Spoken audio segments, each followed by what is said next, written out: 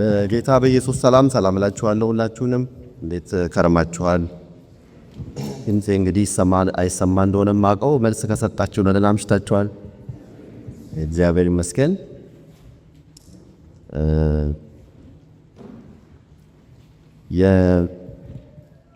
የዚህ መርሃ ግብራችሁን ርዕስ እንግዲህ ሲነገረኝ የዘመን መጨረሻ በሁለተኛ ጢሞቴዎስ መጽሐፍ በኩል ለመናገር ፕላን እንዳረጋችሁ የተነገረኝና እንግዲህ ትምህርቱ ሰፊ ሊሆን እንደሚችል መገመት አያዳግትም። ስለዚህ ምንድነው ማረገው? አሁን ማካፍላችሁ ሐሳብ የዘመን መጨረሻን በሚመለከት ያለው ሁሉም ትምህርት አይደለም፣ በጣም እንደው ቅምሻ ነው እና የተወሰኑ ምንባባት ከመጽሐፍ ቅዱስ እንዲሁ መጀመሪያ ያነብና ከዛ በኋላ እንግዲህ የጌታን ቀን በማስተዋል መናፈቅ ወይም ምጽአቱን በማስተዋል መናፈቅ በሚል ርዕስ ትንሽ ነገር እናገራለሁ። እኔ ያው ድምጼ ይሰማ አላቅም። ከኤኮ ሌላ የምሰማው ነገር የለም። ያው እነዚህም ነገሮች ይሰሩ አይመስለኝም። ስለዚህ እናንተ ድምጼ ካነሰ ምልክት ልትሰጡ ትችላላችሁ፣ ወይም ከበዛ።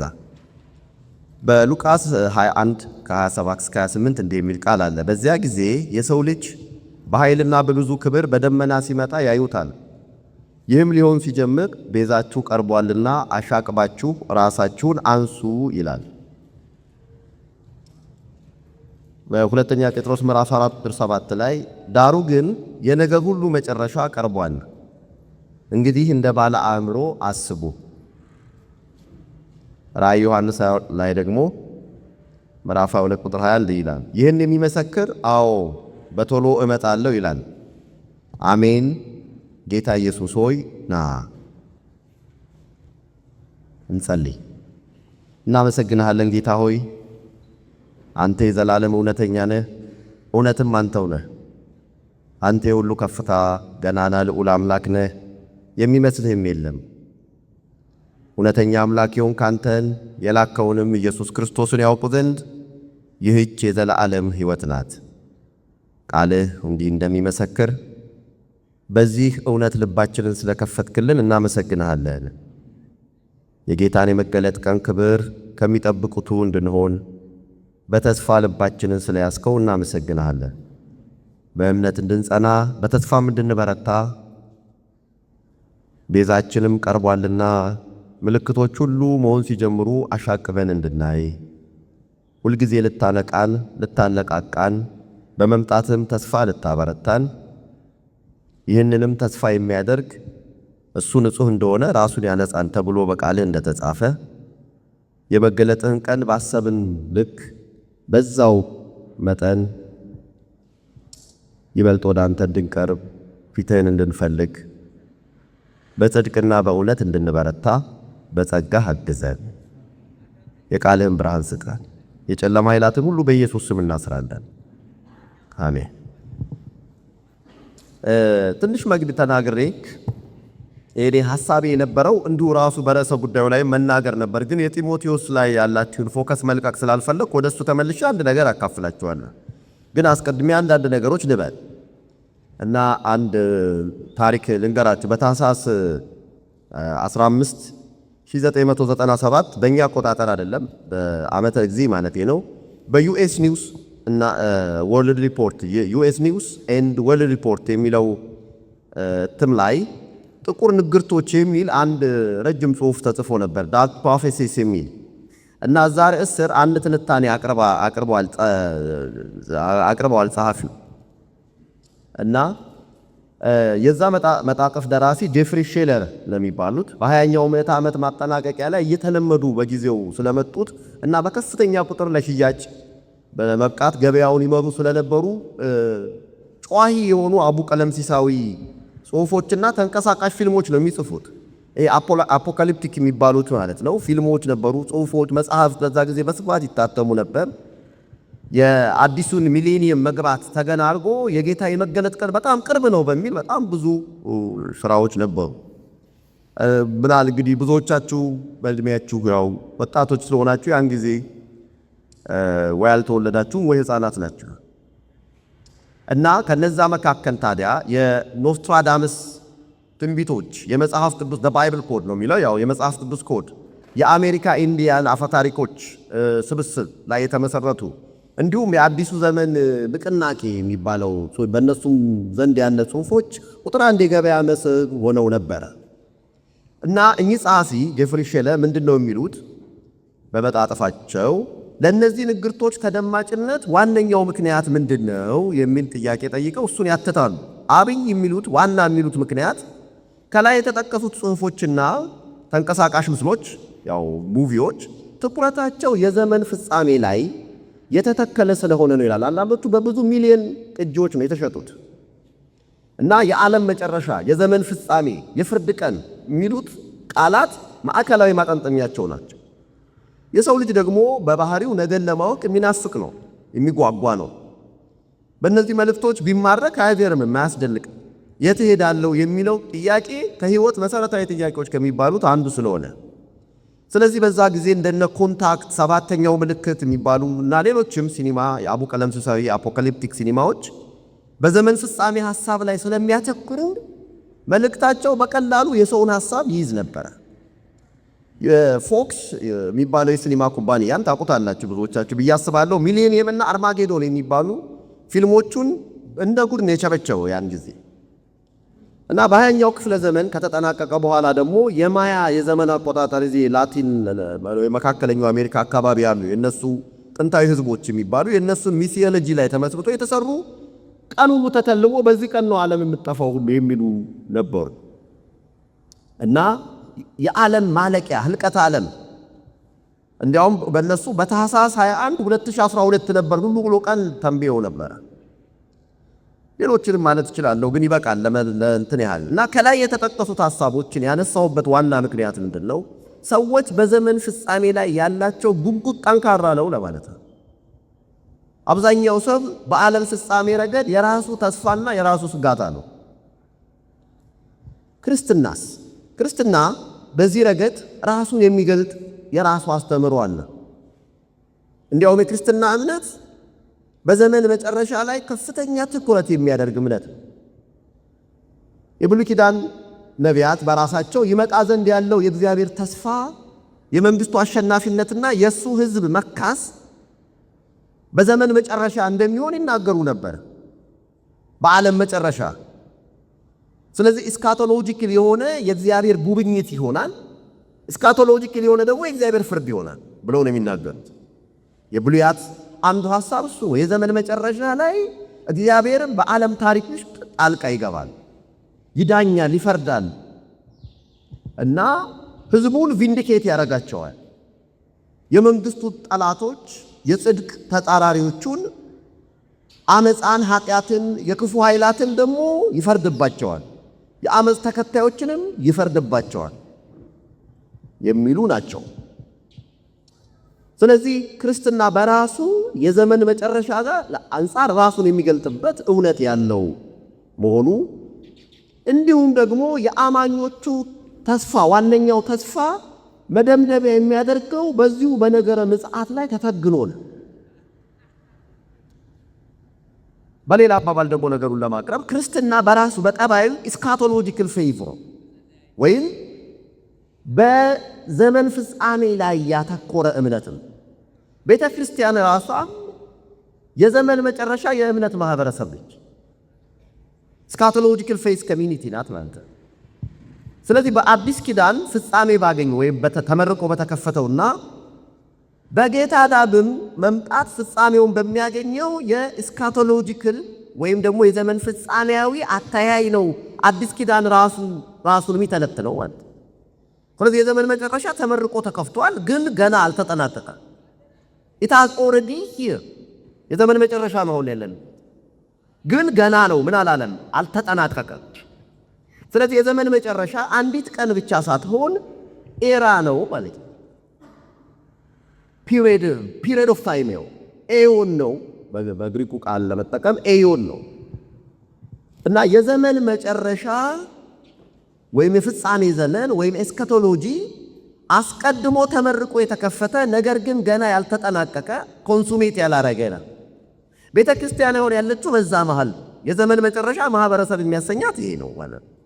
የዘመን መጨረሻ ተመርቆ በመከፈቱ ኢታት ኦልሬዲ ኢናጉሬትድ ገብታለች፣ እዚሁ አለች። ግን ኖቲስ ገና ደግሞ ምን አላለም አልተጠናቀቀም። ምን ማለት ነው ይሄ? ጌታችን መድኃኒታችን ኢየሱስ ክርስቶስ በቀዳማይ መምጣቱ ምጽአቱ፣ በቀዳማይ ምጽአቱ ስንል ሰው በሆነበት ግብሩ እኛን ለማዳን ቃል ሥጋ ሆኖ በመጣበት በፊተኛው መምጣቱ በመስቀል ሞቱና በትንሣኤው የዘመን መጨረሻን መርቆ ከፍቶታል ማለት ነው። አሁን ያለው ይሄ ማህበረሰብ ቤተ ክርስቲያን የምንለው የዘመን መጨረሻ ማህበረሰብ ሆኗል። ግን ገና ነው ደግሞ ምን አላረም አልተጠናቀቀም። ምልአታዊ ፍጽምቱን አላገኘም። እሱን የሚያመጣው ምንድነው? የጌታችን የኢየሱስ ክርስቶስ ዳግመኛ በክብር መገለጥ ነው። አሁን እዚህ ውስጥ አንዳንድ ጉዳዮችን ማንሳት ይቻላል። ለምሳሌ የእግዚአብሔር መንግስት ክርስቶስ በመምጣቱ አስቀድሞ መጥታለች። ነገር ግን ገና ትመጣለች። አሁን ይሄን ፍሬምወርክ አስቀምጬ ብናልብ ይሻላል ብዬ ነው። ስለዚህ የህልቀተ ዓለም የዘመን መጨረሻ ነገር በክርስትና አስተምህሮ ውስጥ ጉልህ ስፍራ ያለው የሆነበት ምክንያት ለዚህ ነው። ዘመኑ አልቋል። የመጨረሻው ዘመን ነው። ቅድም ባነበብኩት ውስጥ ዳሩ ግን የነገር ሁሉ መጨረሻ ቀርቧል። እንግዲህ እንደ ባለ አእምሮ አስቡ ብሎ የሚመክረው ቅዱስ ጴጥሮስ ባለቀ ዘመን ነው ያላችሁት። ምንም በሌላ አባባል የክርስቲያን የአእምሮ ውቅር ንጥረት ዓለማዊ አተያዩ መሆን ያለበት ከዘመን መጨረሻ አንጻር በመጨረሻው ዘመን እንደሚኖር ሰው ነው የሚኖረው ማለት ነው። እስካቶሎጂካሊ ኦሪየንትድ ነው ለማለት ነው። ፕሮግራም የተደረገው ራሱ በዘመን መጨረሻ ይኖራል። የዘመን መጨረሻ መደምደሚያ ላይ እየጠበቀ ነው። በዘመን መጨረሻ ውስጥ ነን። የዘመን መጨረሻ ማለቂያ ላይ እየጠበቀ ነው። በዘመን መጨረሻ ውስጥ ነን። የዘመን መጨረሻ መደምደሚያ የሚሆነው የክርስቶስ ዳግም በክብር መምጣት ነው። እሱን እንጠብቃለን። ስለዚህ ቤተ ክርስቲያን ልክ በጥፍሩ እንደቆመ ሰው ይባላል። በአባባል የቸኮለ ሰው በጥፍሩ ቆመ ይባላል። ልክ በጥፍሯ የቆመች ናት። ወደ መገለጡ ወደ ጌታ ክብር በክብር መገለጥ የምትጠባበቅ የማርህናታ ማህበረሰብ ነች። እና በተለያዩ ዘመናት የነበሩ ያሉ እውነተኛ አማኞች እንደሚጠብቁ ሁሉ አንዳንድ ሐሰተኛ ግለሰቦችና ቡድኖች የዓለም ፍጻሜ ደርሷል ብለው ቀን ሁሉ ሲተልሙ እና ደግሞ በክርስትናው ዙሪያም የነበሩ እና ያሉ ማለት ነው። እንዲያውም ቀኑን አጣርተን አውቀናል በማለት ሲያውጁ ይኖረዋል። እያወጁም ያሉ አሉ። ከነዚህ መካከል አንዳንዶቹ ገማቾች ተከታዮቻቸውን በማሳሳት ለጅምላ ፍጅት ጭምር የዳረጓል። ሌሎች ደግሞ ክርስቶስ ከተመለሰ ቆይቷል፣ ሌላ መምጣት የሚባል መጠበቅ የሚባል የለም የሚሉ ደግሞ ይዘው በቀመሩት የራሳቸው ሐሳብ ውስጥ የሚሄዱም አሉ። በአዲስ ኪዳን የጌታን መመለስ አስመልክቶ ጥቅም ላይ የዋሉ ሶስት የግሪክ ቃላትን እዚህ ላይ ላንሳ። የመጀመሪያው ቃል ፓሩዚያ ነው። መምጣት፣ መገኘት፣ መድረስ እንደማለት ነው። ይህ ቃል የጌታን መገለጥ አስመልክቶ በብዙ ክፍሎች በአዲስ ኪዳን ላይ ጥቅም ላይ ውሏል። ለምሳሌ ለማቴዎስ 24 ቁጥር 3 እዛው ላይ ቁጥር 27 ቁጥር 37 ቁጥር 39 ይሄ ቃል ነው ጥቅም ላይ የዋለ። በአንደኛ ቆሮንቶስ ምዕራፍ 15 ቁጥር 23 ብዙ ነው። አሁን ያለ መዘርዘር ጊዜ የለኝም። በጣም ብዙ ምንባባት ውስጥ አለ። ጌታችን ኢየሱስ በመስቀል ላይ ሞቱ ኃጢአታችንን በራሱ ካነጻ በኋላ ከሙታን ተነስቶ ወደ ሰማይ ያረገ ያው የናዝሬቱ ኢየሱስ እሱ በኃይልና በግርማው ተመልሶ እንደሚመጣ ይናገራሉ ቅዱሳት መጻሕፍት። ስለዚህ አጥማስ ዓለማዊ በሆነ ግልጽ ክስተት ይመጣል። ለምሳሌ ማቴዎስ 24:30 እንደሚናገረው እኩይን ማለት ኢቭን እኩይን ወይም እከይንና ሐሳዊ መሲህን ሊያጠፋ ይመጣል። በሁለተኛ ተሰሎንቄ 2:8 መሰረት ዳሰሳ ነው የምናገረው። ዝም ብዬ ነው በኋላ ወደ ምንባቤ ከመምጣቴ በፊት በሕይወት ያሉትና ያንቀላፉት የራሱን ሕዝብ ለመሰብሰብ ይመጣል። ለምሳሌ አንደኛ ተሰሎንቄ ምዕራፍ 4 ከቁጥር 14 እስከ 17 ልናይ እንችላለን። እንዲሁም በዓለም ሁሉ ላይ ሊፈርድ ይመጣል። ያዕቆብ 5:9 ለሱ ልናይ እንችላለን። የሚመጣበት አካላዊ መምጣቱን የሚያመለክት ቃል ነው ይሄ ፓሩዚያ እና መገኘት የሱ መገኘት፣ መድረስ፣ መምጣት፣ መከሰትን የሚያሳይ ነው። ሌላው አፖካሊፕሲስ ነው። አፖካሊፕሲስ ሁለተኛው ቃል የቃሉ መሰረታዊ ትርጉም ተሸፍኖ የነበረውን ነገር መግለጥ ማለት ነው። ያንን ሽፋን ማንሳት ማለት ሊትራል ትርጉሙ እንደሱ ነው። እና ተሸንፍሎ የነበረውን በማንሳት የአንድ ነገር ከከርቴን ጀርባ ያለውን ምንነቱን የማይታወቅ የነበረውን ማሳየት፣ ወደ ብርሃን ማውጣት ማለት ሊሆን ይችላል። መጋረጃውን መግፈፍ፣ የተሰወረን መግለጥ፣ በጨለማ ውስጥ የተደበቀን ነገር በብርሃን ወጋገን ገላልጦ ማሳየት፣ ገሃድ ማውጣት፣ ይፋ ማድረግ አስተርእዮ ወይም አስተርእዮት ነው። ይሄኛው ቃል ግንዱ ብዙ ቦታ ላይ ውሏል። ሁለተኛው ቃል እሱ ነው፣ አፖካሊፕሲስ ነው። ሶስተኛው ፋይኔን የሚል ነው። እሱ ከሱ የወጣ ከዚህ ከፋይኔን ወጥቶ ኤፒፋኒያ የሚል ቃል አለ። በቁሙ መገለጥ ተብሎ ሊተረጎም ይችላል። ስለዚህ የሱ ኤፒፋኒያ ልንል ይችላል። ወደ መጽሐፍ እንግዲህ እነዚህ ቃላትን ተጠቅሞ የጌታን የመገለጥ ቀን የመጨረሻ ዳግመኛ መምጣት የሚናገሩ የአዲስ ኪዳናዊ ምንባባት አሉ። ስለዚህ አዲስ ኪዳን አማኞች የዘመን ፍጻሜ ማህበረሰብ ናቸው ከመሆናቸው የተነሳ በዘመን መጨረሻ መደምደሚያ በሚሆነው ሁነት ላይ ትኩረት ያደርጋሉ። ከዛ አንጻርም ደግሞ ክርስትናቸውን ህይወታቸውን ይመራሉ። ስለዚህ ክርስትና ምጽአት ተኮር እምነት ነው ሊባል ይችላል ማለት ነው። ለመጠቅለል በመጽሐፍ ቅዱሳዊ ነገረ መለኮታዊ እይታ ቤተ ክርስቲያን ራሷ የፍጻሜ ዘመን የእምነት ማህበረሰብ ናት። ስለዚህ ክርስትና ደግሞ ከሚገለጥባቸው ዋነኛ አምዶቹ መካከል የዘመን ፍጻሜና የዓለም መጨረሻ አጽንዖት መስቀቱ አንደኛው ነው ማለት ነው። እዚህ ጋር ልክ እንደዚህ አሁን እዚህ የእምነት አንቀጻቸው እዚህ ሰፍሯል። የሐዋርያት የእምነት መግለጫ እና ይህ በጣም ጥንታዊ የእምነት መግለጫ ነው እንደምታውቁት። እና በዚህ አጭር ግን በጣም ፕሮፋውንድ በሆነ የእምነት መግለጫ ውስጥ ስለ ጌታችን ስለ ኢየሱስ ክርስቶስ በሚናገርበት ክፍል ላይ ሲደርስ ከድንግል ማርያም በተወለደ በመንፈስ ቅዱስ ደሞም በአንድ ልጁ በመንፈስ ቅዱስ በተጸነሰ ከድንግል ማርያም በተወለደ በጴንጤና በጲላጦስ ዘመነ መከራ በተቀበለ በተሰቀለ በሞተ በተቀበረ በሶስተኛ ቀን ከሙታን በተነሳ ወደ ሰማይ በወጣ ሁሉም በሚችል በእግዚአብሔር ቀኝ በተቀመጠ አሁን ቀጥሎ እንዲላል ከዛም በሕያዋንና በሙታን ሊፈርድ በሚመለስ በጌታችን በኢየሱስ ክርስቶስ አምናለሁ። በሚመለስ ልብ በሉ። በዚህ በጣም አጭር የምን ክሪድ ውስጥ ማለት ያለው የሚያዘጋጅ ማለት በአጋጣሚ ስላየሁት ነው ሰፈታ እንጂ ለዚህ ትምህርት ብዬ አይደለም ያዘጋጀው።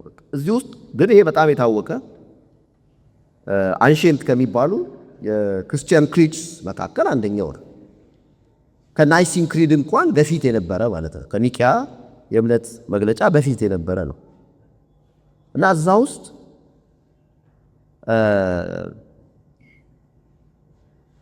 የጌታ መመለስ አንዱ ኤንከር ሆኗል ማለት።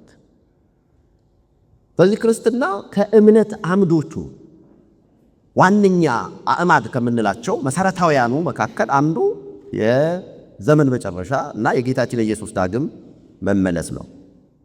ስለዚህ ነገረ ፍጻሜ ወይም የመጨረሻው ዘመን ወደፊት ስለሚመጡ ጊዜያት የሚደረግ ጥናት ነው ማለት ነው። እንግዲህ እናንተም ለዛ ነው የመረጣችሁት። ኤስካቶሎጂ ይባላል ወይም የዘመን ዘብ ወይም ነገረ ፍጻሜ ይባላል። የቃሉ ሥረ መሰረት ኤስካቶስ ነው። ኤስካቶስ ትርጉሙ ፍጻሜ ወይ መጨረሻ ማለት ነው ዝም ብሎ በቀላል ትርጓሜ። ስለዚህ የነገረ ፍጻሜ ወይም የኤስካቶሎጂ ጥናት ብለን በሱ መልክ እንጠቀማለን። በነገረ ፍጻሜ ውስጥ የሚጠኑ ነገሮች መላ ዓለሙን የሚነኩ ናቸው። ስለ ጌታ ኢየሱስ ዳግም መምጣት እንዲሁም ደግሞ በልዩ ልዩ አመለካከቶች ስለሚተረጎመው ስለ ሺህ ዓመት መንግስት ማለት የተለያየ አተረጓጎም አለው እንደየቪው እንደየአመለካከት ጎራው ማለት ነው። እኔ ይሄን ያለው አላልኩም፣ ግን ስለ ሺህ ዓመት መንግስት፣ ስለ ንጥቀት፣ ስለ ታላቁ መከራ፣ የክርስቶስ ተቃዋሚና የመሳሰሉት ጉዳዮች፣ ስለ መጨረሻ ፍርድ፣ የማያምኑ ሰዎች ስለሚቀበሉት ቅጣት፣ ምዕመናን ስለሚቀዳጁት ክብር፣ ዘላለማዊ ድህነት፣ ስለሚቀበሉት ብድራት፣ ከእግዚአብሔር ጋር በአዲስ ሰማይና ምድር ውስጥ ስለሚኖራቸው ዘላለማዊ ሕይወት፣ ሌሎች እነዚህን የመሳሰሉት ዝርዝር ሐሳቦች ላይ ያተኩራል። እንግዲህ መጽሐፍ ቅዱስ ስለ መላው ዓለም መፈጠር፣ ስለ መላ ዓለም መፈጠር፣ ስለ ዩኒቨርሱ መፈጠር፣ ስለ ጅማሬው እንደሚነግረን ሁሉ ስለ ዓለም መጨረሻም ይነግረናል። የእግዚአብሔር አምላካችን ዘላለማዊ እቅድ አካል የሆነው የመጨረሻው ዘመን ደግሞ የዘላለማዊ መንግስቱ መጀመሪያ ነው። የጌታ ዳግም መመለስ የዘላለማዊ መንግስቱ መጀመሪያው ማለት የዓለም መጨረሻ የዘላለማዊ መንግስቱ መካከለኛ ዋነኛ ነጥብ የሆነው የክርስቶስ ኢየሱስ ዳግመኛ መምጣት ነው። እንግዲህ ይሄ በመጨረሻው ዘመን የሚከናወኑ ሁነቶች መካከል የጌታ መምጣት የጌታ መገለጥ ዋነኛውን ስፍራ የያዘ ነው። እንዴት ነው ቤተክርስቲያን ይህን የምታየው? ቤዛነታችንን ለመፈጸም በመስቀል ላይ ራሱን የሰጠ ጌታ አላት። የተመሰረተችው በሱ ደም ነው። ስለሷ እሱን ራሱን አሳልፎ ሰጠ። ጌታችን ኢየሱስ በመስቀል ሞቶ በሶስተኛው ቀን ከሙታን ተነስቶ ወደ አባቱ ያረገው ኢየሱስ ደግሞ ይመለሳል ብላ ታላቁን ተስፋውን በሱ መመለስ ላይ ያርጋለች። ይሄ የማይናወጥ መጽሐፍ ቅዱሳዊ እውነት ነው እና በጌታ የመስቀል ሞት ከሙታን በመነሳቱ ተመርቆ የተከፈተው የመንግስቱ ተስፋ ወይም እኛ የቀመስነው ፊተኛ ባርኮት በሙላት እንዲመጣ ክርስቶስ ዳግም ይመለሳል እና ይህን ያህል የዘመን መጨረሻን በሚመለከት ካልክ እናንተ እንግዲህ ጢሞቴዎስ ላይ ስለሆነ ትኩረታችሁ ሁለተኛ ጢሞቴዎስ ማለት ነው። ሁለተኛ ጢሞቴዎስ መጽሐፍ ውስጥ አንዲት ነገር አነባለሁ። ከሱ አንፃር እንግዲህ በቃ ይሄን እኔ ዝም ብዬ እንግዲህ የዳሰሱ ከዘመን መጨረሻ አንፃር አንዳንድ ሐሳቦች ለማንሳት በዚህ ፍሬምወርክ ቅዱስ ጳውሎስ ለጢሞቴዎስ በጻፈለት ሁለተኛው ደብዳቤው ምዕራፍ 2 ቁጥር 19 ላይ እንዲህ የሚል ቃል አለ። ሆኖም ጌታ ለእርሱ የሆኑትን ያውቃል፣ ደግሞም የጌታን ስም የሚጠራ ሁሉ ከአመፅ ይራቅ የሚለው ማህተም ያለበት የተደላደለ የእግዚአብሔር መሰረት ቆሟል ይላል። ማተኮር የምፈልገው እዚህ ላይ ይላል። ግን ምን ማለት ትንሽ ስለ ጢሞቴዎስ ሁለተኛ ጢሞቴዎስ አንዳንድ ነገሮች አቀርባለሁ።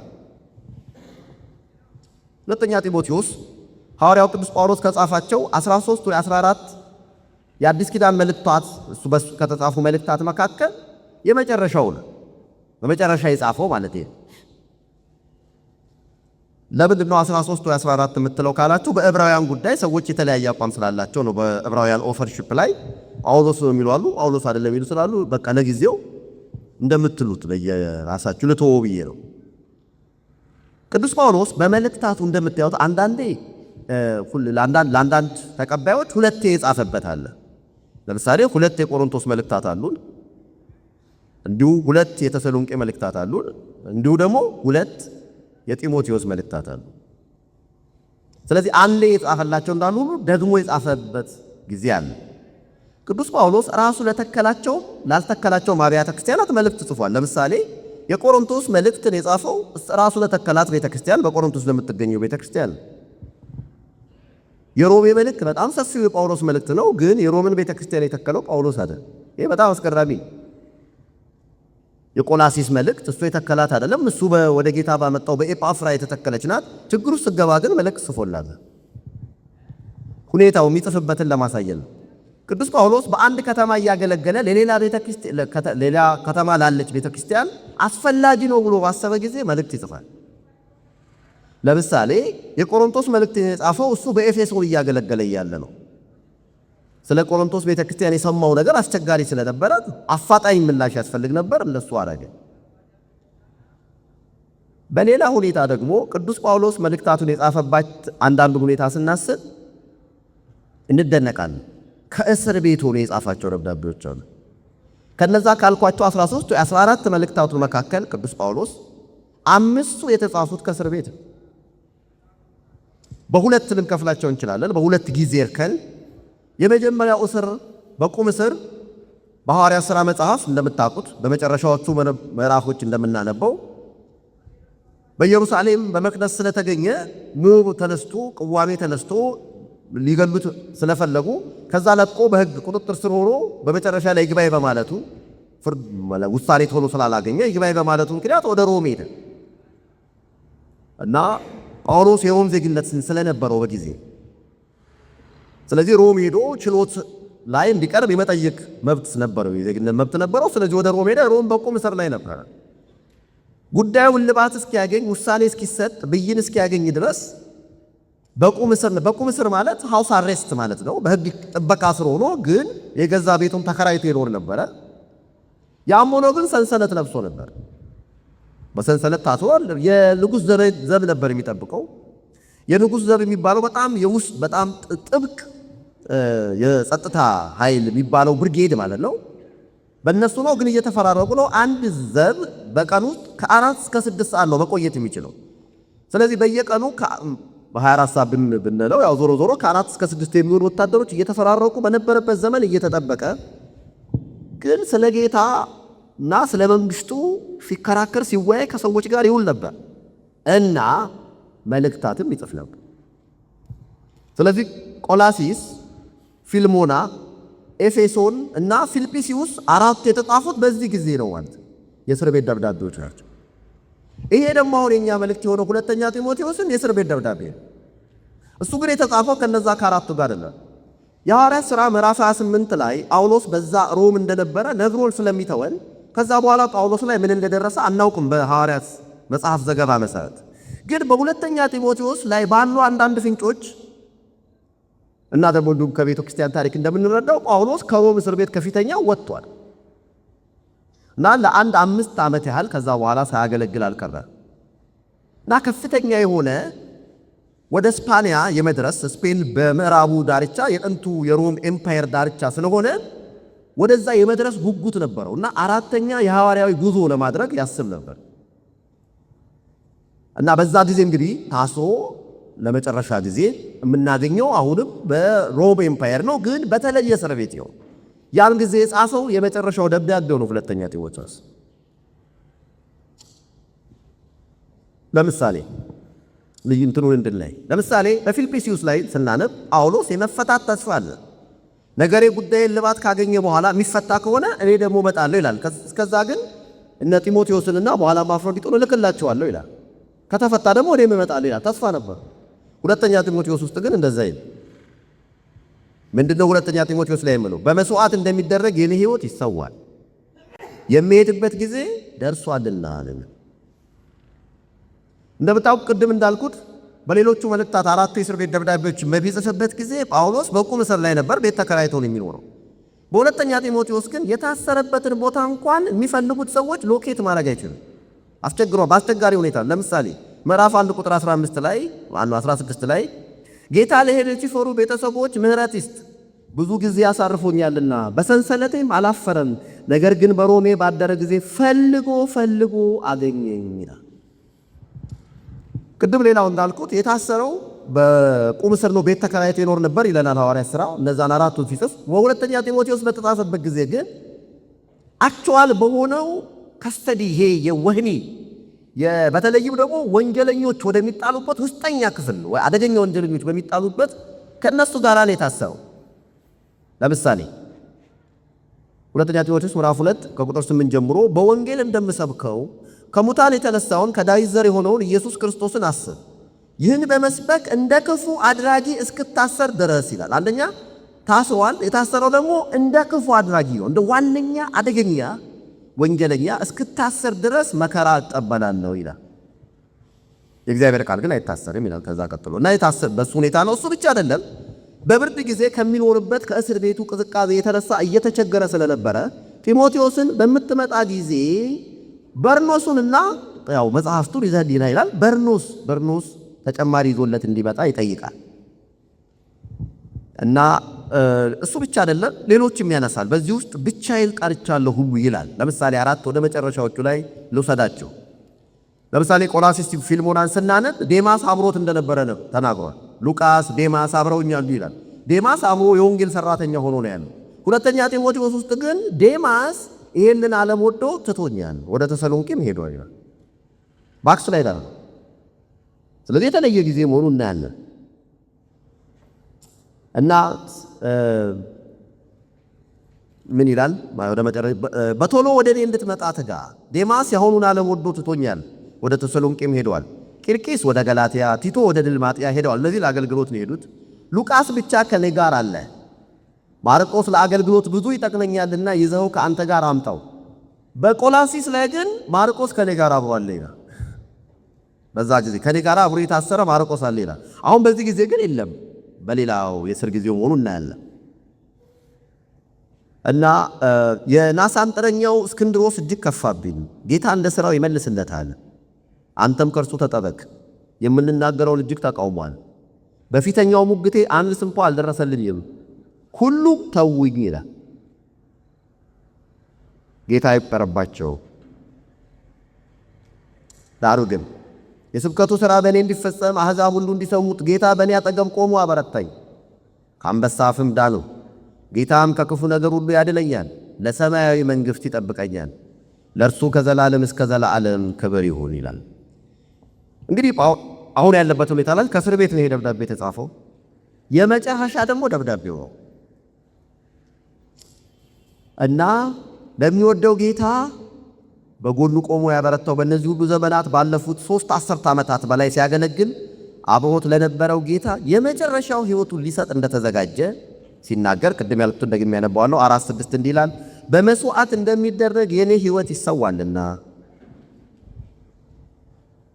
የሚሄድበትም ጊዜ ደርሷል። መልካሙን ገድል ተጋድያለሁ፣ ሩጫውን ጨርሻለሁ፣ ሃይማኖትን ጠብቄያለሁ። ወደፊት የጽድቅ አክሊል ተዘጋጅቶልኛል። ይህንንም ጻድቅ ፈራጅ የሆነው ጌታ ያን ቀን ለእኔ ያስረክባል። ደግሞም መገለጡን ለሚወዱት ሁሉ እንጂ ለእኔ ብቻ አይደለም። ተስፋው ራሱ በጌታ መገለጥ ነው። ስካቶሎጂካል ኮንሱሜሽን ነው የሚጠብቀው። ያ ቀን በዛ ቀን ያስረክባል ጌታ። በሌሎችም ንባባት ላይ ያንን ቀን በዚያ ቀን የሚለውን ይጠቀማል። በዚሁ በሁለተኛ ጢሞቴዎስ። ኦኬ፣ እንዴት ነው ጳውሎስ የሚያየው ንጽረተ ዓለሙን በዚህ ውስጥ የሚያየው እንዴት ነው ዘመኑን የሚመለከተው ካላችሁ የመጨረሻው ቀን ነው የሚለው። ገጽታው ደግሞ የሚያስጨንቅ ዘመን ነው ይላል። ወደ ምዕራፍ 3 ለመልሳችሁ እንዲህ ይላል፣ ነገር ግን በመጨረሻው ቀን የሚያስጨንቅ ዘመን እንዲመጣ ይህን እወቅ። ማለት ምን ይመስላል? ያ የጳውሎስ እስር ቤት ሆኖ መጨረሻው ደርሶ ተመልከቱ። በሁለት መንገድ ነገሩን ጳውሎስ እንዴት እንደሚያይ የጌታ የመገለጥ ቀን መጨረሻ ይሆናል። ሲመጣ ከሱ ጋር እንገናኝ፣ የዓለም መጨረሻ ይሆናል። ደግሞ ያ ባይሆን እኛ ስንሄድ የኛ መጨረሻ ይሆናል። የዚህ ዘመን የዚህ ሕይወት መጨረሻ ይሆናል። ስንሄድ ወደሱ እሱን ያነሳል። ለሄድ ነው ወደ ጌታ የሚሄድ እንዲያውም የሚጠቀምበት ቃል በመስዋዕት እንደሚደረግ የኔ ሕይወት ይሰዋል የሚለውን አዲሱ መደበኛ ትርጉም እንደ መጠጥ ቁርባን ለጌታ የምፈስበት ጊዜ ደርሷል ይላል።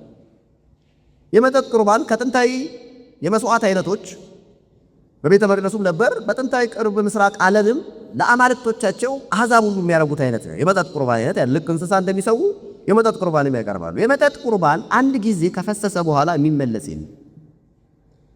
ስለዚህ ጳውሎስ እሱ ራሱ ለጌታ ተንጠፍጥፎ ሊፈስ መዘጋጀቱን ይናገራል። ስፔንዶማይ የምትል ቃላት አንድ ጥቅም ላይ የሆነችው በአዲስ ኪዳን 2 ጊዜ ብቻ። አንዱ እዚህ ነው፣ ሌላኛው ሁለተኛው ፊልጵስዩስ ምዕራፍ 2 ላይ ቁጥር 17 ጀምሮ ስታነቡ ታገኙታል። እዛም ላይ ከናንተ አገልግሎት ጋራ ተጨምሬ ሕይወቴ እንኳን ቢፈስ ደስ ይለኛል ሲል የተጠቀመው ያቺኑ ስፔንዶማይ የምትል ነው እና ልፈስ ነው ይላል። በመስዋዕት ለጌታ ራስ ልፈሰን ጥበቅ ልፈስ ይጠቃለም የኔ ሕይወት ወይም ደግሞ በመስዋዕት እንደሚደረግ የኔ ሕይወት ይሰዋል እና ምንም ብዙ የሚያደርገው ነገር የለም። ሰማዕትነትም ቢሆን የክብር ፍጻሜ የክብር መደምደሚያ ነው፣ መጨረሻ ነው፣ ልሄድ ነው፣ የሚሄድበት ነው፣ መሄድ ነው የሚባለው ይለናል። ግን ያ ጻድቅ ፈራጅ የሆነው ጌታ ያስረክባል።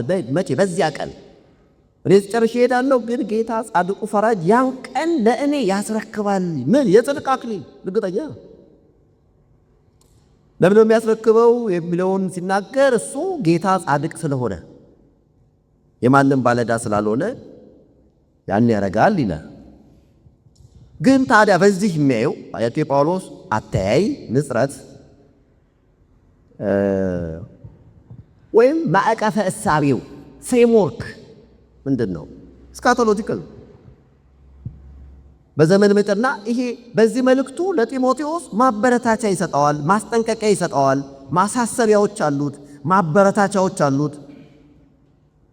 እነሱን ፒንፖይንት ማለት እንችል ነበር፣ ግን ጊዜን ለመቆጠብ እና በማነጻጸር እንደዚህ ነው፣ ነገር ግን አንተ እንዲሁም እንደዚህ ይሆናል፣ ነገር ግን አንተ በዚህ መንገድ ተመላለስ በሚል ምክር እና ማሳሰቢያ መመሪያዎቹን ያስተላልፋል በዚህ ውስጥ። እና እዛ ውስጥ እንዲረዳ ጢሞቴዎስ የፈለገው ዘመኑ የመጨረሻው ቀን የሚያስጨንቅ ነው። ለምን የሚያስጨንቅ ሆነ? አንድ 17 የሚሆኑ ነገሮች ዘርዝሯል። አንድ ለት ያልኩት እናንተ ጊዜ ሲኖራችሁ አንብቡት። የዛ የትውልድ የዘመን መጨረሻ የመጨረሻው ዘመን መገለጫ የሆነው ትውልድ አይነት፣ ጠባይ፣ ባህሪ፣ መታወቂያ፣ መገለጫዎች ይዘረዝራል። ሰዎች ራሳቸውን የሚወዱ እንደሚሆኑ፣ ገንዘብን የሚወዱ፣ ትምክተኞች፣ ትዕቢተኞች፣ ተሳዳቢዎች፣ ለወላጆቻቸው የማይታዘዙ፣ የማያመሰግኑ፣ ቅድስና የሌላቸው፣ ፍቅር የሌላቸው፣ እርቅን የማይሰሙ፣ ሐሜተኞች፣ ራሳቸውን የማይገዙ፣ ጨካኞች፣ መልካም የሆነውን የማይወዱ፣ ከዳተኞች፣ ችኩሎች፣ በትዕቢት የተነፉ፣ ከእግዚአብሔር ይልቅ ተድላን የሚወዱ ይሆናሉ። የአምልኮት መልክ አላቸው፣ ኃይሉን ግን ክደዋል። በኋላም ይቀጥላል። ተመልከቱ። እነዚህን ሲዘረዝር ሰዎች ራሳቸውን የሚወዱ ይሆናሉ። ከመውደድ ራሳቸውን ይወዳሉ። ከዛ ገንዘብ ይወዳሉ። ከዛ ተድላ ይወዳሉ። መልካም የሆነውን ደግሞ አይወዱም። ያ ማለት ክፉ ይወዳሉ ማለት ነው። ከእግዚአብሔር ይልቅ ተድላን የሚወዱ ይሆናሉ፣ ክፉ የሚወዱ ይሆናሉ። እነዚህ ሰዎች እነዚህን አድርጎ አሁን አንድ ነገር ነው እዚህ ጋር ማሳየት የፈለግኩት የዘመኑ አይነት እንዲህ ለምን እንደሚያስቀንፍ በዚህ መንገድ ይዘረዝርና ወደ ቤቶች ወልከው እየገቡ ኃጢአታቸው የተከመረባቸው በልዩ ልዩ ምኞት የሚወሰዱ ሁልጊዜ እየተማሩ እውነትን ወደ ማወቅ ሊደርሱ የማይችሉትን ሞኞች ሴቶች የሚማርኩ የሚላቸዋሉ። እነዚህ በተለይ ሐሰተኛ መምህራንና ነቢያትን ማለት ነው። በተለያየ መንገድ በሃይማኖት ስም የእምነት ካባ ለብሰው የሚሰሩ ሰዎች ናቸው። እነዚህ የአምልኮ መልክ ያላቸው እና እነሱ ከነዚህ አይነት ናቸው። እና ሰዎች ያነሳል። ለምሳሌ በስም ይጠቅሳል። በጣም ኤክስፕሊሲት ይሆናል። ቁጥር 8 ላይ ኢያኔስና ኢያንበሬስ ሙሴን እንደተቃወሙ እንዲሁ እነዚህ ደግሞ አእምሯቸው የጠፋባቸው ስለ እምነት የተጣኑ ሰዎች ሆነው እውነትን ይቃወማሉ ይላል። ኢያኔስና ኢያንበሬስ በፔንተኮስት ላይ ስናነብ ስማቸው የለው፣ ግን ሙሴን የተቃወሙ ጠንቋዮች ማለት ነው። እነሱን ሊሆን ይችላል ስማቸው ለካ እንዴ የሚባለው ምናት ፕሮባብሊ በጄዊሽ ትራዲሽን ውስጥ ስማቸው ይጠቀስ ነበር። ከዛ እነሱ እንዲህ እንዳረጉ እነዚህ ደግሞ በዚህ ዘመን እንዲህ አድርገው ይቃወማሉ ይላል። ስለ እምነት የተጣሉ ናቸው፣ እውነትን ይቃወማሉ።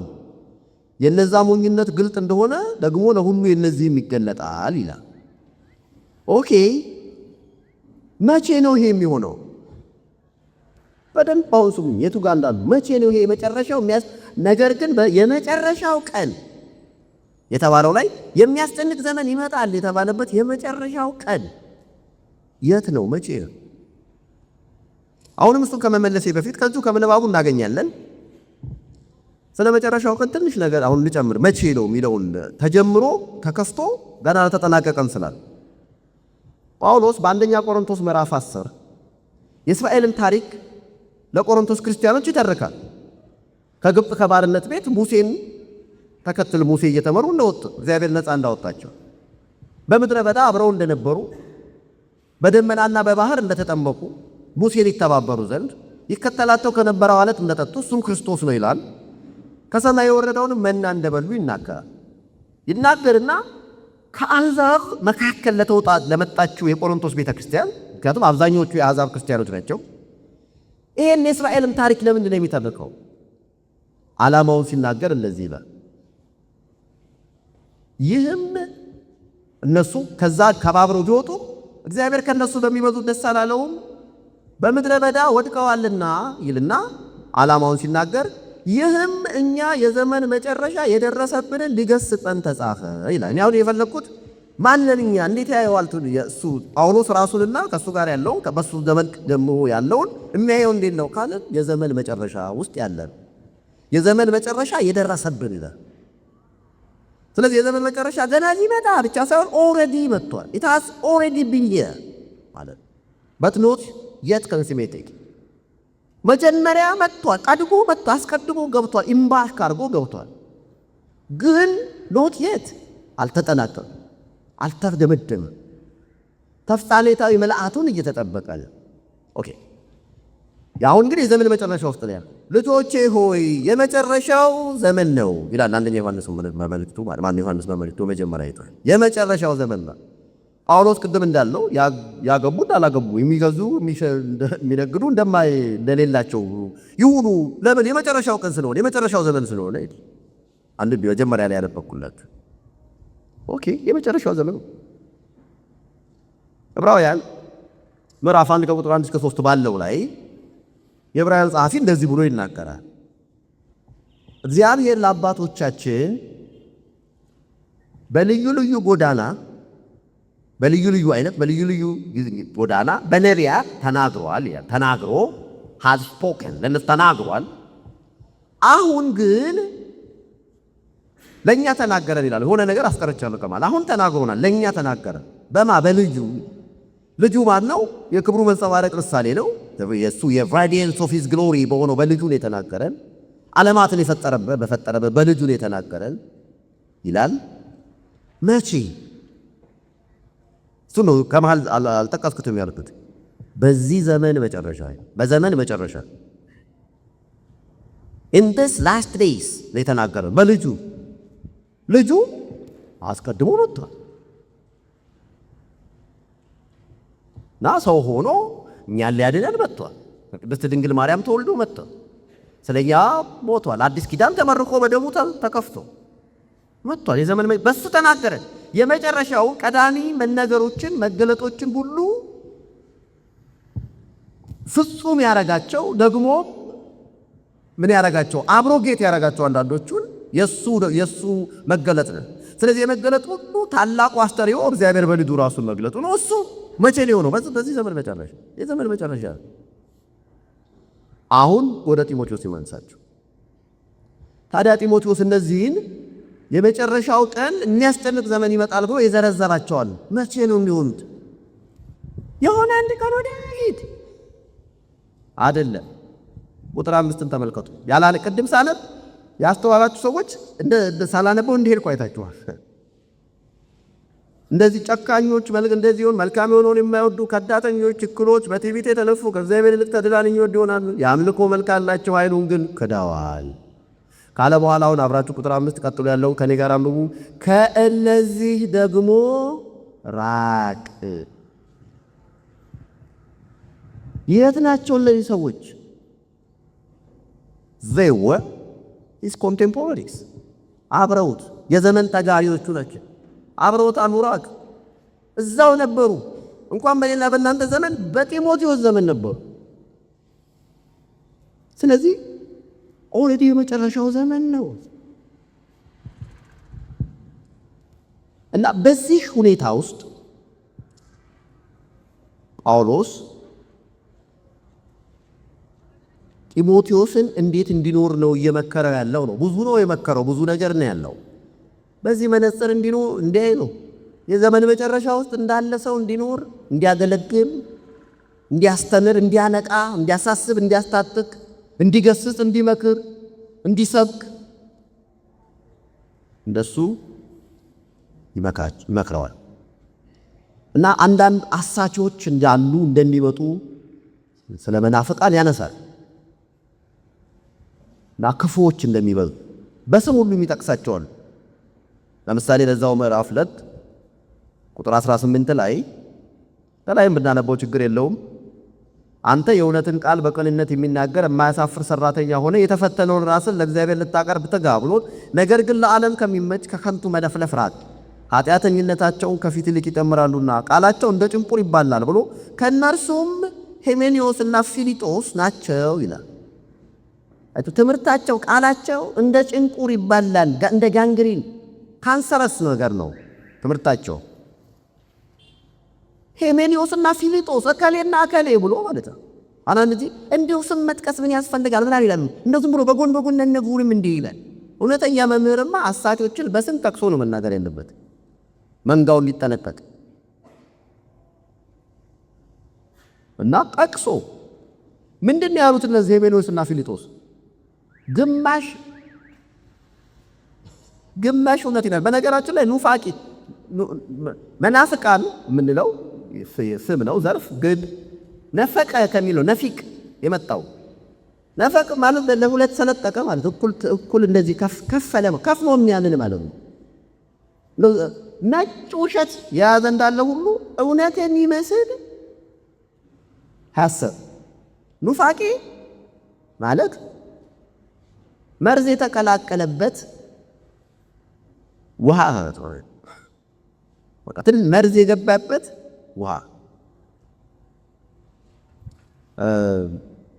ስለዚህ እነዚህ ሄሜኔዎስና ፊልጶስ ምንድን ነው ያሉት ይላል? ትንሣኤ ከአሁን በፊት ሆኗል ነው የሚሉት። ትምህርታቸው ይሄ ጳውሎስ ራሱ ቀዳሚ ትንሣኤ እንዳለ ይናገር የለብን? ለምሳሌ ኤፌሶን ምዕራፍ 2 ላይ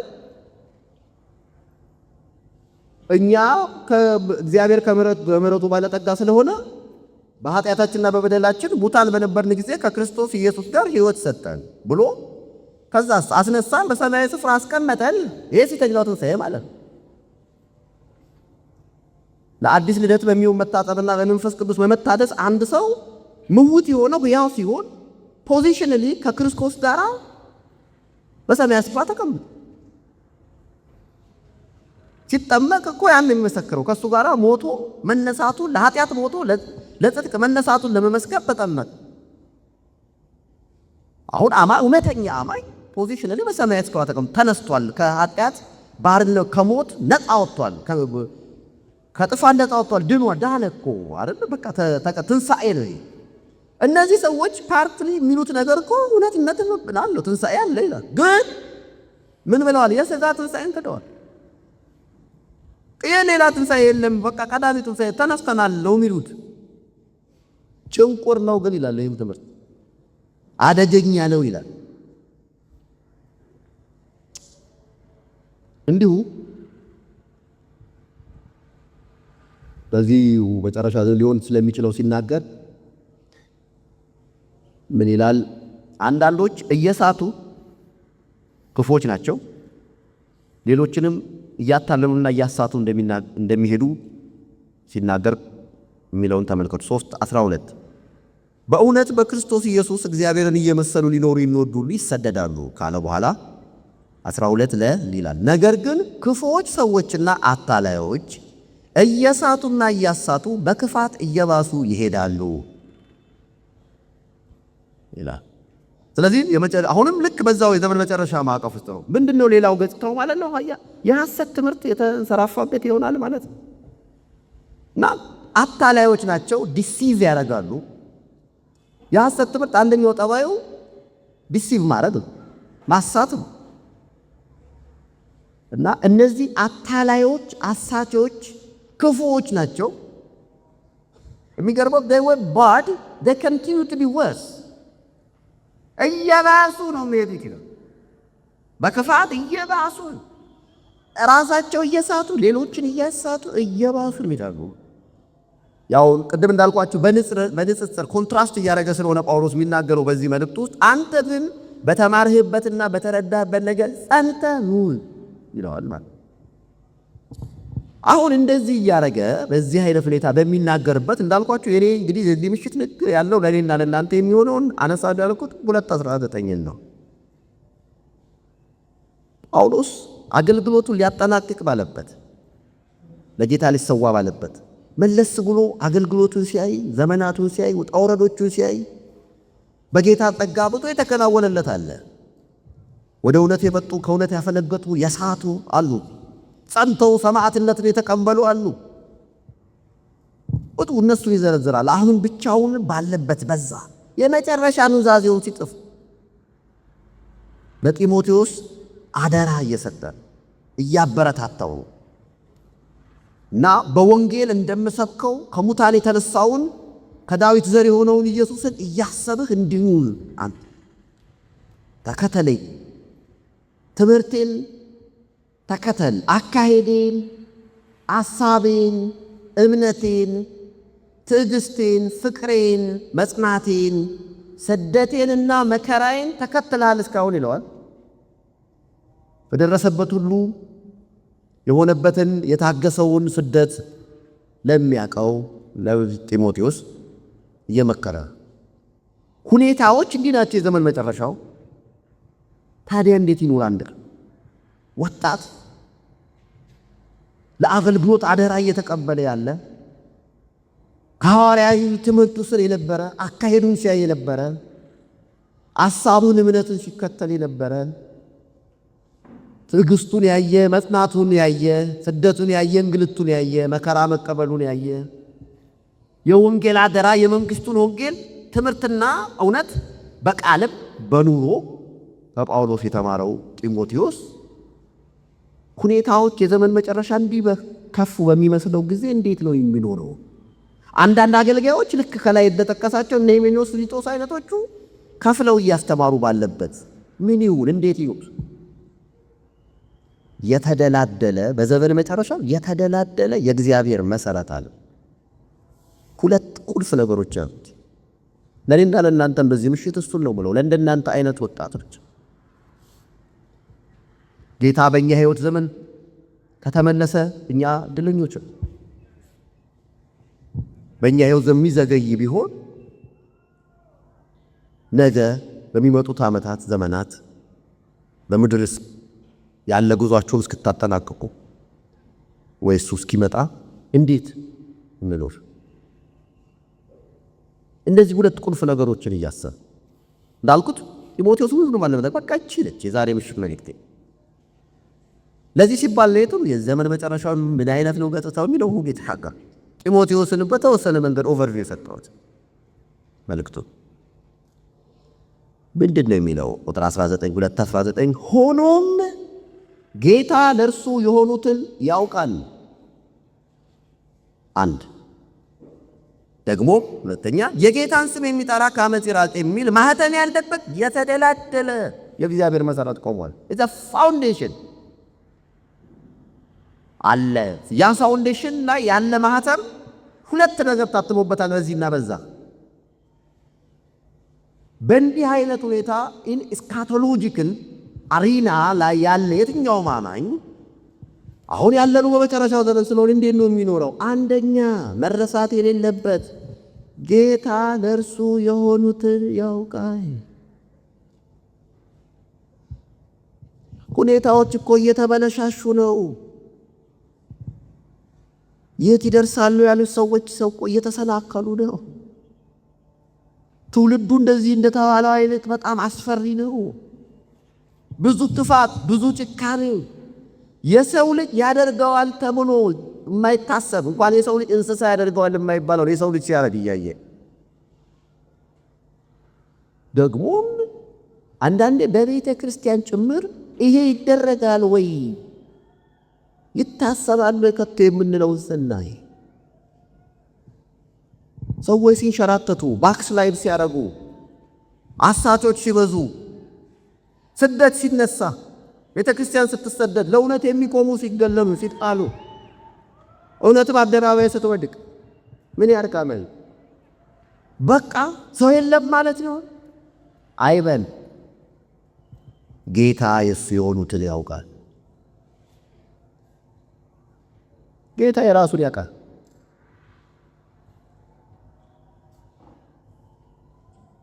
ይኸው ጳውሎስ በሮሜ መልእክቱ ላይ ያነሳውን ታስታውሳላችሁ።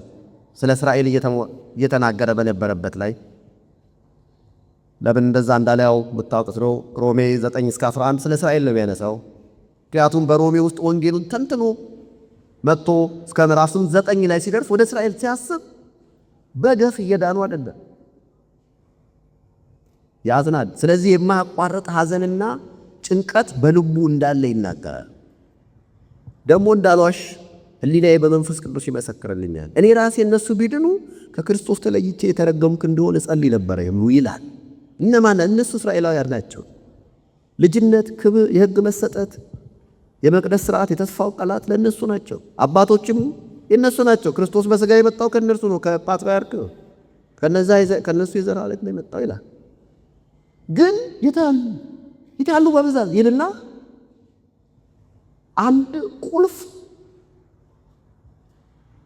መጽሐፍ ቅዱሳዊ ነገረ መለኮታዊ እውነት ያነሳል። ቢብሊካል ቴዎሎጂካል ፊም ያነሳል። ሬሚነንስ ቅሬታ፣ ትሩፋት ምን ይላል? ኤልያስን ያነሳል። ለኤልያስ የተባለውን ይላል ታዲያ ሁሉ ሲሆን ጌታ ሕዝቡን ጣላከን አልጣላቸውም? ዘሪያና አልጣላቸውም። ለምሳሌ እስራኤል ምንም እንኳን እንደ አሸዋ ቢበዛ ዘሩ ቅሬታው ይድናል ይላል። ቀድሞም ቢሆን የነበረን ፕሮፌቲክ ፕሮሚስ እኮ እንደዚህ ነው። እስራኤል ቁጥሩ እንደ አሸዋ ቢሆን ቢድን ቅሬት ትሩፉ ነው። ትሩፋን አሉ፣ ሬመነንስ አሉ፣ ሁልጊዜም ታማኞች፣ ቃል ኪዳን ጠባቂዎች፣ ፌይስፉል ካቨነንት ኪፐርስ አሉ፣ ሬመነንስ አሉ። ደግሞ ይኸውን ያለው ከብንያም ነገድ ራሱን ይጠቅሳል። እዛ ጋር ይኸው እያዳነ እኮ ነው። እግዚአብሔርማ ቃሉን ሕዝቡን አልጣለም፣ ቃሉን አላጠፈም። ለኤልያስ የተባለውን አስቡ። ኤልያስ እኔ ከአባቶች አልበልጥም ብቻዬን ቀርቻለሁ ባለ ጊዜ ምን አለው? አምላካዊ መልስ ምን አለው ነው የሚለው። እንደውም አምላካዊ መልስ ያለው ለበዓል ያልሰገዱ 7,000 ሰዎች ለራስ ያስቀራለሁ ብሎታል። ዘኤላይጃ ሲንድሮም አለ። አንዳንዴ እኔው ብቻ ቀረው እንዴ ሰው የለም እንዲህ አይነት የሚያስብል አይደለም። ጌታ ለእርሱ የሆኑትን ያውቃል። ሁልጊዜም ቢሆን ከእምነታችን ተናውጠን ተስፋ እንዳንቆርጥ የሚያደርገን አንደኛው ነገር ይሄ ነው። በዘመን መጨረሻ ስንኖር፣ በፍጻሜ ዘመን ስንመላለስ፣ ስናገለግል in this last days የምታገለግሉ የምትኖሩ የምትወጡ የምትገቡ ክርስቲያኖች እናንተ ወንድሞች እህቶች ወጣቶች የመጀመሪያው የተደላደለ የማይናወጥ መሰረት ይሄ ነው። ጌታ ለእርሱ የሆኑት ያውቅ።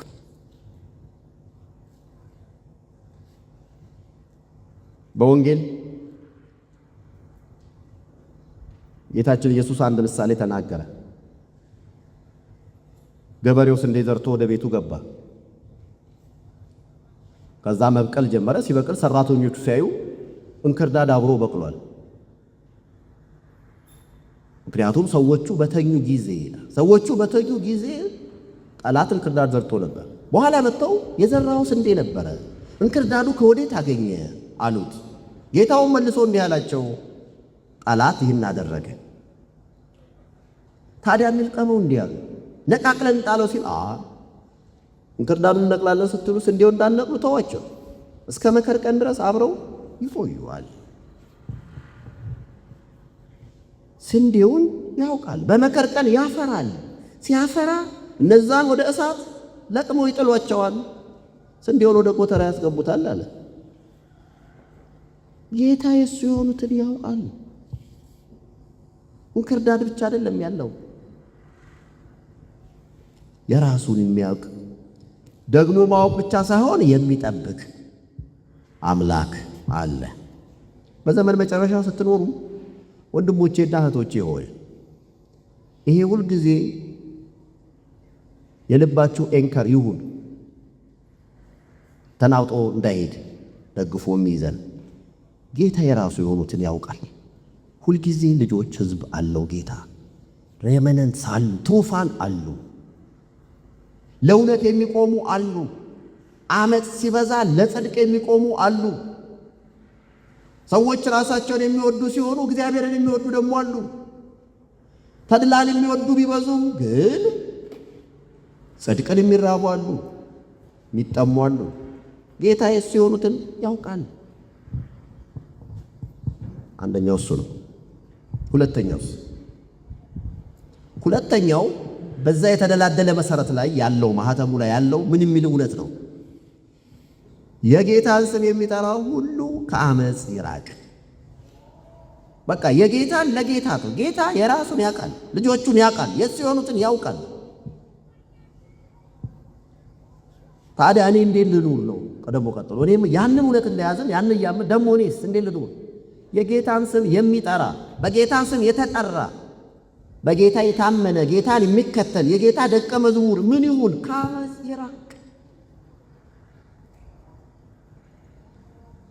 እና ትውልዱ ስለተበላሸ ተስበን አንወሰድ ማለቱ፣ ተስበህ አትሂድ ማለቱ። ኃጢአት እንደምታውቁት በጠባዩ ማግኔቲክ ነው፣ መግነጢሳዊ ነው። እና ይስባል፣ ኮራፕት ያደርጋል፣ ፕሎሪፌሬት ያደርጋል። ራሱን በላይ ከአንዱ ወደ አንዱ እየተዛመተ የመሄድ ጠባይ ያለው እርሾ፣ ጥቂቱ እርሾ ሊጡን ሁሉ ያቦካል። አንደኛ ቆሮንቶስ ምዕራፍ 5 አውጡት የሚለው እኮ ያን ሰውዬ ለምንድን ነው? እንዳይበክለው፣ እንደ እርሾ እንዳይበክል ማለት መራራ ስር በቅሎ እንዳያስቸግር፣ እንደ ኤሳው ለዚህ ዓለም የሚመች ሰው ሆኖ እንዳይገኝ ሐዋርያዊ ምክሮች ውስጥ ይሄ እነዚህ ሁሉ አሉ። እና አመፃ አደገኛ ነው።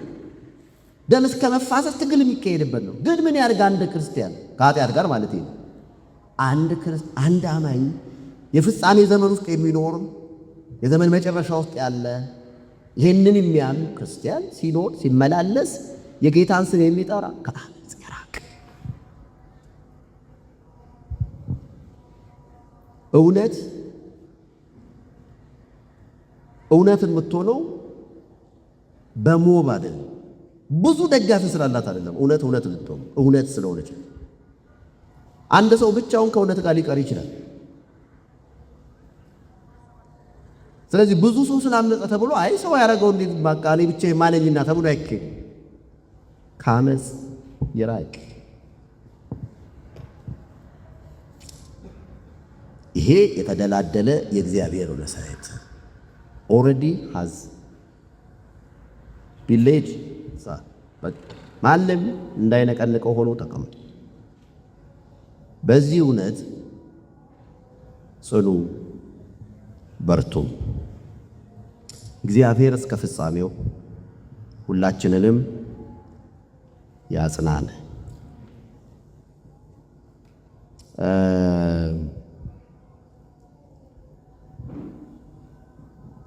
ይህንን የጳውሎስን እንትን ደግሜ ላነብላችሁ።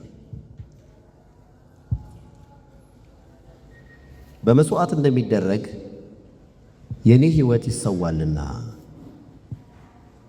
የሚሄድበትም ጊዜ ደርሷል። መልካሙን የእምነት ገድል ተጋድያለሁ፣ ሩጫውን ጨርሻለሁ፣ ሃይማኖትን ጠብቄያለሁ። ወደፊት የጽድቅ አክሊል ተዘጋጅቶልኛል። ይህንም ጻድቅ ፈራጅ የሆነው ጌታ ያን ቀን ለእኔ ያስረክባል። ደግሞም መገለጡን ለሚወዱት ሁሉ እንጂ ለእኔ ብቻ አይደለም። መገለጡን የእሱን መገለጥ መምጣት የምትጠብቁ ሁሉ እነዚህ ሁለት ነገሮችን አንርሳ። ጌታ መርፍ የሆኑትን ያውቃል። የጌታን ስም የምትጠሩ የምንጠራ በጌታ ጸጋና ኃይል መጠን ከአመፅ እንራቅ። እነሆ በቶሎ ይመጣል። እናም ትጉ። ጌታቸው በመጣ ጊዜ ሲተጉ የሚያገኛቸው እነዚያ ባሮች ብፁዓን ናቸው፣ ብፁዓን ናቸው። አስቀምጦ ያገለግላቸዋል በማዕዱ። እኔንም አርገኝ ከእነርሱ እንዳንዱ። ቀጠሮ አፍራሽ የጊዜ ሌባ መምሸቱን አውቆ ቤቱም አይገባ። ከዘመን ኋላ ኋላ ተጎታች የሁሉ ጭራ ከሁሉ በታች። ከቶም አይገባኝ የሕይወት ነገር እንዳልሆንብህ እንዳትቸገር። እግሬ መራመድ እንዳያቅተው የሩቁን እንዳይ ዓይኔን ክፈተው። ጌታቸው በመጣ ጊዜ ሲተጉ የሚያገኛቸው እነዚያ ባሮች ብፁዓን ናቸው፣ ብፁዓን ናቸው። አስቀምጦ ያገለግላቸዋል በማዕዱ። እኔንም አርገኝ ከእነርሱ እንዳንዱ። ዓለም ስትከፋ ዘመን ሲጨልም ምርምር በዝቶ እምነት ሲደክም ፈጣሪን መፍራት ከምድር ሲጠፋ ፍጥረት ሲደገፍ በራሱ ተስፋ ቆየ ደረሳል ማለት ይበቃል። ነገን መኖሬን እግዚአብሔር ያውቃል። ይልቅ ልነሳ ልክፈተው ደጁን መለከት ልንፋ ልንገር አዋጁን። ጌታቸው በመጣ ጊዜ ሲተጉ የሚያገኛቸው እነዚያ ባሮች ብፁዓን ናቸው፣ ብፁዓን ናቸው። አስቀምጦ ያገለግላቸዋል በማዕዱ። እኔንም አርገኝ ከእነርሱ እንዳንዱ። እንጸልይ። የመምጫውን ቀን ከቶ ማን ያውቃል? ጠብቁኝ ብሎ ያስጠነቅቃል። የድል መለከት ሲነፋ ከላይ አንዷ በወፍጮ ሌላው በእርሻው ላይ ምጥር ጎዝን ሴት እንደሚይዛት ድንገት ይሆናል የጌታ መምጣት። በውጭ ጨለማ መጣል ይመጣል፣ በተጠንቀቅ ግን መቆም ያዋጣል። ጌታቸው በመጣ ጊዜ ሲተጉ የሚያገኛቸው እነዚያ ባሮች ብፁዓን ናቸው፣ ብፁዓን ናቸው። አስቀምጦ ያገለግላቸዋል በማዕዱ። እኔንም አርገኝ ከእነርሱ እንዳንዱ። የማጽናኛ ቃል ለደከሙቱ የጥሪ ደወል ውጪ ላሉቱ በሕይወት ማዕበል ለሚንገላቱ የጸሎት ድጋፍ እንዲበረቱ